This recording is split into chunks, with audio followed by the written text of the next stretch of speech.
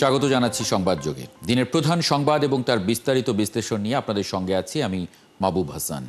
শুরুতেই জেনে নেই কি থাকছে আজকের সংবাদ যোগে। পিয়ার সহ নানা দাবিতে রাজপথে নামা সঠিক পদ্ধতি নয়, আলোচনার টেবিলে বসে সমাধান হতে পারে বলে মনে করেন বিএনপির স্থায়ী কমিটির সদস্য সালাউদ্দিন আহমদ। মঙ্গলবার নিজ বাসভবনে তিনি আরও বলেন, নির্বাচনকে বাধাগ্রস্ত করার যে কোনো কৌশল জনগণ প্রতিহত করবে। নির্বাহী আদেশে দল নিষিদ্ধ করা ভয়ঙ্কর চর্চা বলেও মন্তব্য করেন সালাউদ্দিন আহমদ। সংবিধান সংস্কার, জুলাই সনদ বাস্তবায়নের প্রক্রিয়া এবং পিআর নিয়ে রাজনৈতিক দলগুলোর দূরত্ব কমছেই না। প্রধান এই তিন ইস্যুতে বিএনপির বিপরীতে অবস্থান বাংলাদেশ জামায়াতে ইসলামী ও জাতীয় নাগরিক পার্টি সহ অপরাপর আরও কয়েকটি রাজনৈতিক দল। কোনো পক্ষই ছাড় দিতে রাজি নয়। দলগুলোর এই অনড় অবস্থানে অনৈক্যের জালে জড়িয়ে যাচ্ছে ত্রয়োদশ জাতীয় সংসদ নির্বাচন। রাজনৈতিক বিশ্লেষকরা বলছেন, সভার সমাবেশ আলোচনায় এই তিন ইস্যুতে দূরত্ব অনৈক্য বোঝা গেলেও ভেতরে ভেতরে রয়েছে অন্য হিসাব নিকাশ। এ নিয়ে কথা বলবো। আজ আমাদের সঙ্গে আছেন বিএনপির যুগ্ম মহাসচিব সৈয়দ ইমরান সালেহ প্রিন্স এবং ইসলামী আন্দোলন বাংলাদেশের কেন্দ্রীয় সাংগঠনিক সম্পাদক শাহ ইফতেখার তারিক। আপনাদের স্বাগত জানাচ্ছি সংবাদ যুগে। শাহ ইফতেখার তারিক, আপনারা আন্দোলনের ঘোষণা দিয়েছেন, কমিশনের আলাপে কি সমাধান হচ্ছে না এই বিষয়গুলো? এই মুহূর্তে যারা আমাদেরকে দেখছেন তাদের সকলকে ইসলামী আন্দোলন বাংলাদেশের পক্ষ থেকে ধন্যবাদ জানাচ্ছি। আপনার প্রশ্নটা আমি স্পষ্ট বুঝতে পারিনি, তবে সম্ভবত আপনি বলতে চেয়েছেন যে জাতীয় ঐকমত্য কমিশনে বসার পরেও আমরা বোধহয় কোনো সমঝোতায় পৌঁছতে পারলাম না কেন? জি, মানে আমার প্রশ্নটা হচ্ছে যে আপনারা আন্দোলনের ঘোষণা দিয়েছেন রাজপথে এটার সমাধান করার জন্য নিশ্চয়ই, কিন্তু এটা তো ঐকমত্য কমিশনে আলাপ আলোচনার মধ্যে ছিল, সেখানে আপনারাও অংশ নিয়েছিলেন, আলাপ করছিলেন, সেখানে সমাধান না হয়ে এটা আসলে বাইরে চলে এলো কেন?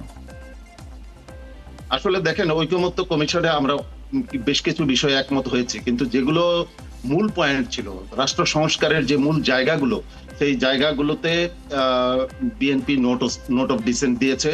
এবং এই জুলাই সনদের যদি কোনো আইনি ভিত্তি না হয় এবং এটাকে যদি চূড়ান্ত এটা বাস্তবায়নটাকে যদি আমরা নিশ্চিত করতে না পারি, তাহলে শেষ মুহূর্তে তাহলে আসলে এই ঐকমত্য কমিশনে দীর্ঘ যে আমাদের বসা, আমাদের যে পরিশ্রম, এই পুরোটাই ব্যর্থ হবে।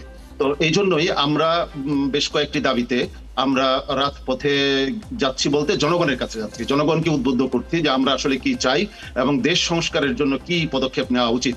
বিশেষ করে পিআর পদ্ধতিতে নির্বাচন, জুলাই সনদের আইনি ভিত্তি প্রদান এবং দৃশ্যমান বিচার নিশ্চিতকরণ, লেভেল প্লেইং ফিল্ড করা ইত্যাদি বিষয়গুলো আমরা সামনে নিয়ে এসেছি। এবং জনতার কাছেই আসলে জনতা এই দেশে একটা গণ অভ্যুত্থান করেছে, অতএব জনতা যেন সেই গণ অভ্যুত্থানের ফলাফলটা যেন নিশ্চিত করতে পারে, অতএব জনতার কাছেই আমাদেরকে যেতে হবে। আমরা যেহেতু রাজনৈতিক দল, জনতার কাছেই আমরা যাচ্ছি। জি, এবং আমাদের মনে হচ্ছে কি করে জাতীয় ঐকমত্য কমিশনে, জি, জনতা কোন প্রক্রিয়ায় আসলে এটি সমাধান করে দিতে পারবে এই মুহূর্তে? পিআর পদ্ধতির নির্বাচনটি ব্যাপারে কিন্তু তারা এটি এজেন্ডাতে আনেননি, উচ্চ কক্ষে এনেছেন। সেই উচ্চ কক্ষের পিআর পদ্ধতির নির্বাচনের ব্যাপারে বিএনপি নোট অফ ডিসেন্ট দিয়েছে। জি, আপনি বলছিলেন। আমি বলছিলাম যে এটা আপনারা বলছেন যে জনতার কাছে যাচ্ছেন আপনারা, জনতা কি করে আপনাদেরকে এখন সহায়তা করতে পারবে, কোন প্রক্রিয়ায় এই পিআর স্টাবলিশ করার ক্ষেত্রে? জনমত যখন এটার পক্ষে থাকবে, তখন দেখবেন যে জনমত যখন পক্ষে থাকে, তখন আমরা আশা করি বৃহৎ রাজনৈতিক দল হিসাবে বিএনপি তার দায়িত্বশীল ভূমিকা সম্পর্কে আরেকটু সচেতন হবে এবং বিএনপি এদেশের বিভিন্ন ক্রান্তিকালে গুরুত্বপূর্ণ ভূমিকা পালন করেছে। আমরা চাই যখন এত মানুষের রক্ত, এত মানুষ জীবন দিয়েছে, এই যে রক্তের মধ্য দিয়ে রাষ্ট্র সংস্কারের যে দাবি উচ্চারিত হয়েছে, ফেসিবাদ যেন আবার ফিরে না আসে। এই যে মানুষের যে চাহিদাটা, এটা যেন বিএনপি আরেকটু নতুন ভাবে উপলব্ধি করে এবং তারা দায়িত্বশীল ভূমিকা নিয়ে সামনে এগিয়ে আসে। তার মানে এই আন্দোলনটা হচ্ছে বিএনপি যাতে তার মত বদলায়, সেই বিএনপির উপরে চাপ তৈরি করার জন্য, আমি যদি বুঝে থাকি। বিএনপি এবং অন্তর্বর্তীকালীন সরকার সহ সকলের উপর জনতার দাবিটা আমরা উত্থাপন করতে চাচ্ছি। জি, সৈয়দ ইমরান সালেহ প্রিন্স, একই প্রশ্ন যদি আপনাকে করি যে এটা তো ভেতরে আলাপ হচ্ছিল, এটা আসলে বাইরে চলে এলো কেন?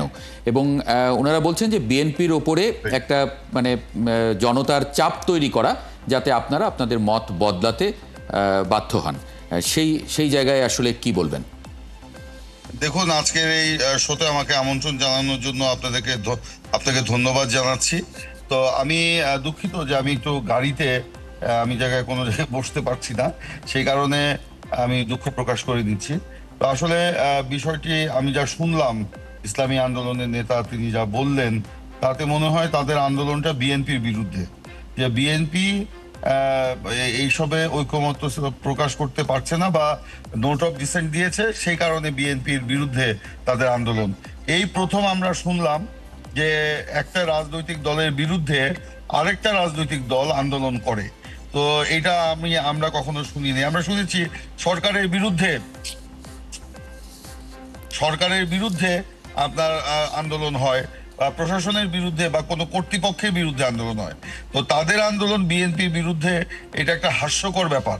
এবং যে বিষয়গুলো নিয়ে তারা আন্দোলনের সূচনা করেছে, আপনারা জানেন যে আপনি নিজেও বলেছেন যে ঐকমত্য কমিশনে টেবিলে যেখানে আলোচনা দিনের পর দিন, ঘন্টার পর ঘন্টা, মাসের পর মাস চলছে, এবং সেটা একটা চূড়ান্ত প্রক্রিয়া এখনো শেষ হয়নি, চূড়ান্ত প্রক্রিয়ার দিকে আমরা যাচ্ছি। তার আগেই এই আন্দোলন, আমরা মনে করি যে এটা একটা অনভিপ্রেত ঘটনা, এবং এই আন্দোলনের কোনো মানে সৎ উদ্দেশ্য আছে বলে আমাদের মনে হয় না। এবং আপনি জানেন ওনারা পিআর এর কথা মানে বলেছেন, সৎ উদ্দেশ্যের কথা বলছেন, সৎ উদ্দেশ্য আছে বলে মনে হয় না, মানে কি অসৎ উদ্দেশ্য আছে বলে আপনি মনে করেন? আমি জানি না কি অসৎ উদ্দেশ্য, তবে এইটা পৃথিবীর কেউ আপনার মানে কশ্চিন কালেও কেউ দেখে নাই, বা আগামীতেও দেখবে কিনা জানি না, একটা রাজনৈতিক দলের বিরুদ্ধে আরেকটা রাজনৈতিক দল আন্দোলন করছে তাদের মতামতকে মেনে নেওয়ার জন্য। না, ওনারা বলছেন যে জনগণকে ওনারা উদ্বুদ্ধ করবেন, যাতে আপনারা ওই মতামতটা, জনগণ যদি আপনাদের উপরে চাপ তৈরি করে তাহলে আপনারা সেটা মেনে নিতে বাধ্য হবেন। ওনারা দেখুন, জনগণকে উদ্বুদ্ধ করা আছে ভালো কথা, যে কোনো আন্দোলন শুরু করার আগে জনমত যাচাই করতে হয়, জনগণকে সেখানে মানে আনতে হয়। সেই জন্য জনগণকে উদ্বুদ্ধ করা বা জনগণকে অবহিত করা বা জনমত সৃষ্টি করার জন্য সেটা গণসংযোগের প্রোগ্রাম থাকতে পারে, লিফলেট বিতরণের প্রোগ্রাম থাকতে পারে, কিংবা জনগণের বিভিন্ন শ্রেণী পেশার গোষ্ঠীর সাথে আপনার মত বিনিময় হতে পারে। এই যে ধরেন আমরা আওয়ামী ফ্যাসিবাদ বিরোধী আন্দোলন যখন শুরু করলাম, ধরেন 2010-11 সালের সময় থেকে, তখন কিন্তু প্রথমে আমরা এইভাবেই করেছি। যে কোনো আন্দোলনের কর্মসূচি ঘোষণার সময় দেখেছেন আমরা এই লিফলেট, আমাদের বক্তব্য নিয়ে লিফলেট নিয়ে আমরা বাজারে বাজারে গণসংযোগ করেছি, পথসভা করেছি, হাট সভা করেছি, আমরা বিভিন্ন শ্রেণী পেশার মানুষের সাথে কথা বলেছি, তাদের মতামত নিয়ে আমরা একটা জনমত সৃষ্টি করে আমরা তখন পরে আমরা আন্দোলনে গিয়েছি। কিন্তু ওনারা এই আলোচনার টেবিলে আলোচনাকে অসমাপ্ত রেখেই সেইখানে আপনার রাজপথে যাচ্ছেন, এবং সেটা বলা হচ্ছে বিএনপিকে আপনার সঠিক পথে আনার জন্য। ভাই, বিএনপি তো একটা অভিজ্ঞতা সম্পন্ন রাজনৈতিক দল।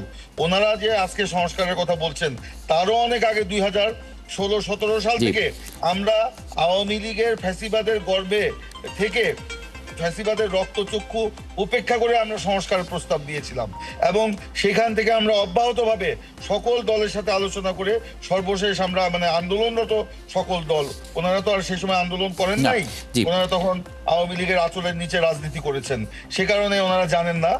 সকল ওই রাজনৈতিক দলগুলোর সাথে আলোচনা করেই আমরা তখন 27 আমি একটু শাহ ইফতেখার তারিকের কাছে একটু পয়েন্টে আসতে চাই। বিএনপি বলছে যে আপনারা একটু ভিন্ন উদ্দেশ্যে এই আন্দোলন করছেন, যেটা মানে উনি মনে করেন, ইমরান সালেহ প্রিন্স মনে করেন। সেই জায়গায় মানে কি বলবেন যে এটা কি, কেউ বলছেন যে এটা আসলে নির্বাচনকে একটা অনিশ্চিত জায়গায় ঠেলে দিতে পারে, আপনাদের এই অনৈক্য, সেই জায়গায় কি বলবেন? এটা আসলে দুঃখজনক। আমি আগেই বলেছি যে বিএনপি একটি দায়িত্বশীল রাজনৈতিক দল। এদেশে প্রিন্স ভাই এর আগে উল্লেখ করেছেন যে বিএনপি দেশ শাসন করেছে, এবং আমিও বলেছি বিএনপি অনেক সময় গুরুত্বপূর্ণ দায়িত্ব দেশের জন্য পালন করেছে। কিন্তু উনি যেভাবে মানে আক্রমণাত্মক ভাবে বিষয়টিকে দেখছেন, আমরা কিন্তু এতটা আক্রমণাত্মক ভাবে বিষয়টা দেখছি না। প্রথম কথা হচ্ছে, তিনি বলেছেন আমরা আন্দোলন করিনি, আমরা আঁচলের নিচে ছিলাম। এই বিষয়ে যদি কথা বলতে হয়, একই কথা বারবার বলতে হয়। আমরা কখনোই এই সরকারের হালুয়া রুটি খাইনি, এই সরকারের সাথে কোনো জায়গায় আমরা বসিনি। ওনারা, আমি যদি এই বিষয়ে কথা বলতে গেলে অনেক বলেছি, এবং একই কথা একই ঢোল বারবার বাজালে মানুষ এখানে আমার মনে হয় যে বিরক্তির উদ্রেক ঘটে। আমরা যে কথা বলছি, আমরা আদর্শের আন্দোলন করি, আমরা শুরু থেকে আজ পর্যন্ত কখনো আওয়ামী লীগের আঁচলের নিচেও যাইনি, কখনো বিএনপির আঁচলের নিচেও যাইনি। আমরা স্বতন্ত্র এবং স্বাভাবিকভাবে আমাদের আন্দোলন চালিয়ে গেছি। এবার আসি যে বিষয়ে আমরা বিএনপির বিরুদ্ধে আন্দোলন, বারবার উনি বলছেন আমরা বিএনপির বিরুদ্ধে আন্দোলন করছি না, আমরা আমাদের দাবিগুলো উত্থাপন করছি। পিআর পদ্ধতির দাবি ওনারা ওনাদের 31 দফায় বলেছিলেন যে ওনারা জাতীয় সরকার করবেন। ওনাদের সেই জাতীয় সরকার গঠনের রূপরেখা কি? ওনারা এই জাতীয় সরকার হবে? তাহলে জাতীয় সরকারের জন্য সবচেয়ে উত্তম পদ্ধতি হচ্ছে পিআর। ওনারা যে সমস্ত আপত্তি উত্থাপন করেন পিআরের ব্যাপারে, সেই জায়গায় আমি কয়েকটা বলতে চাই যে সরকার স্থির থাকবে না, ওনারা এই আপত্তিটা উত্থাপন করেন। আমি বলি একটি যখন বিমান চালনা হয় কমপক্ষে 4 জন পাইলট সেখানে থাকে। একজন পাইলট সরে গেলে বিমান দুর্ঘটনায় কবলে পতিত হয় না, তখন আরেকজন সেই জায়গাটা দখল করে। এটা খুব স্বাভাবিক প্রক্রিয়া। কিন্তু সেটা হচ্ছে দুঃখজনক যখন পাইলট একা থাকে এবং সে যদি ভুল করে। নেপালের পাইলটরা কিন্তু 13 বার দুর্ঘটনায়। এইখানেই আমি বলছি নেপালের বিষয়ে আপনি দেখবেন নেপালে কিন্তু প্রকৃত পিআর নেই, সেখানে মিক্স পদ্ধতির পিআর, সেখানে বেশিরভাগ হচ্ছে এফপিটিপি পদ্ধতির এবং অল্প সংখ্যক হচ্ছে পিআর এর। অতএব নেপালের উদাহরণ দিতে গেলে বা শ্রীলঙ্কার উদাহরণ দিতে গেলে আমাদেরকে আরেকটু সতর্কতার সাথে ইসরায়েলে কিন্তু পারফেক্ট পিআর আছে, ইসরায়েলে পারফেক্ট পিআর আছে এবং ইসরায়েলও কিন্তু নানান ধরনের সমস্যায় পতিত। নেদারল্যান্ডে আছে, নিউজিল্যান্ডে আছে, বিশ্বের যতগুলি দেশে। ইতালিতে বারবার সরকার পরিবর্তন হয়, সেখানে কি রাষ্ট্র অস্থিতিশীল হয়? সেখানে কি রাজপথে সেখানে কিন্তু মানে এটারও যুক্তি আছে। সেখানে বলা হয় যে বেশিরভাগ মানুষই উচ্চশিক্ষিত, সেখানে 40-এর উপরে তাদের গ্র্যাজুয়েশন। রাজনৈতিকভাবে প্রচন্ড সচেতন এবং উচ্চশিক্ষিত বলে আমি মনে করি। আমাদের দেশের মানুষ হয়তো নিরক্ষর হতে পারে, কিন্তু আমাদের দেশের মানুষ রাজনৈতিকভাবে প্রচন্ড রকম সচেতন। আপনি দেখেছেন কয়েকদিন আগে একটি জরিপ প্রকাশিত হয়েছে, সেই জরিপে দেখা হয়েছে 83% মানুষ পিআর চায়। এর আগে আরেকটি জরিপ হয়েছিল, তখন সেই জরিপে দেখা গেছে যে 71% পিআর চায়। তার মানে দেখা যাচ্ছে যে পিআর এর পক্ষে মানুষের যে চাহিদা সেটা ক্রমান্বয়ে বৃদ্ধি পাচ্ছে। আশা করছি বিএনপি এটাকে আক্রমণাত্মক অবস্থায় না দেখে আমরা সকলে মিলে এই দেশটাকে যেন একটা স্থিতিশীল অবস্থায় নিয়ে যেতে পারি, আমাদের মধ্যে যেন সৌহার্দ্য থাকে এবং সেটা কি রকম বিএনপি যদি সুযোগটা আমরা কাজে লাগাতে পারি। বিএনপি যদি তার মত না বদলায় তাহলে কি মানে আপনারা যেটা স্থিতিশীলতার কথা বলছেন সেটাতে আপনারা মানে সেটা দেখেন না? আপনারা এখানে যদির উপরে তো কিছু বলা যায় না। আমরা পরিবেশ পরিস্থিতি এবং সব দিক বিবেচনা করে আমরা আশা করছি যে বিএনপি একটি দায়িত্বশীল রাজনৈতিক দল, তারা এবং জাতির স্বার্থে দেশের স্বার্থে আশা করছি এই বিষয়েও তারা টেবিলে আমাদেরকে আমন্ত্রণ জানাবেন এবং আমরা বসে একটা মুক্তির পথ খুঁজে পাবো। আপনারা বসে মানে কি ঐক্যমত্যের বাইরে বিএনপির সঙ্গে আলাদা করে বসবেন? না, ঐকমত্য হতে পারে। আমরা তো ঐকমত্য ছাড়িনি, আমরা তো ঐকমত্য পরিত্যাগ করে আসিনি, আমরা তো ঐকমত্য এখনো আছি। সৈয়দ ইমরান সালেহ প্রিন্স। আমি ওনাকে বিনয়ের সাথে বলতে চাই, আমি কখনোই আক্রমণাত্মক বক্তব্য রাখছি না, বরঞ্চ আমি যুক্তি দিয়ে ওনাদেরকে বোঝানোর চেষ্টা করছি।